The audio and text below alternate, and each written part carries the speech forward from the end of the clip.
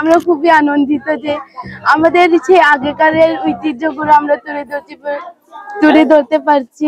আমাদের ছোটবেলায় আগে দেখেছিলাম, আর পরে হয় নাই, পরে এবার বছর হবে পরে আমরা খুব আনন্দিত যে ওয়াচি চুগান আসছে, নাচ গান।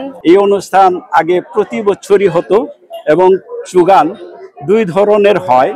একটা হলো ওয়াচি চুগান, যেটা বর্ষাকালীন আশ্বিন মাসে শেষে অথবা আশ্বিন মাসের চাঁদের শুক্লপক্ষে হয়, এটাকে বলে ওয়াচি চুগান, শারদীয় চুগান। সরি, এরপর একটা চুগান আছে বাসাল চুগান, যখন মাঘ মাসে শিমুল ফুল ফুটে এবং মান্দাল গাছের ফুল ফুটে তখন হয় বাসাল চুগান।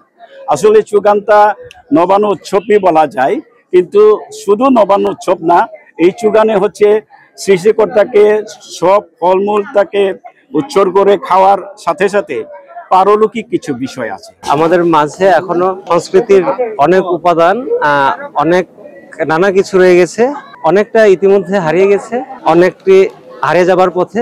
বৃত্ত এখনো পুরোপুরি হারিয়ে যায়নি, যেগুলো এখনো চেষ্টা করলে সম্ভব, সেগুলো যাতে আমরা পুনরায় যাতে চালু হয়, যাতে মানুষ আনন্দের সাথে পালন করতে পারে, আমরা সেই চেষ্টা করে যাচ্ছি। এই পূর্বপুরুষদের কৃষ্টি কালচার এবং আমাদের ঐতিহ্যগত যেটা ভাষা এবং আমাদের যে পূর্ব প্রচলিত যেভাবে করে আসছে, আমরা সেটা এখন অনুসরণ করছি। হয়তো তাদের মতো আমরা করতে পারবো না, কিন্তু এইটার যে একটা বৈশিষ্ট্য কালচার, এটা যেন আমরা স্মরণে রাখতে পারি এবং ভবিষ্যৎ প্রজন্মও যেন বলতে পারে। ওই যে বাঘবা বম্বি মানে আমাদের গারোদের সৃষ্টিকর্তা, ওর দ্বারা পূজা করবো আর কি না, ওকে পূজা করবো। তারপর আরিবান্থি নামে এই পৃথিবীতে যে আসছিল এখানে এই কাজটা করে গেছিল আর কি না, তার নামে আজকে নবান্ন উৎসবের মতো আমরা সেটা দেব।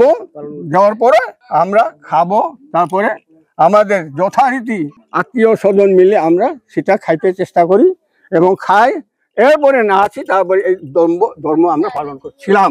চুগান শব্দের অর্থ হচ্ছে চু মানে হচ্ছে মদ, আমাদের মানে ভাষা এটা চু, আর গান হচ্ছে গান করা।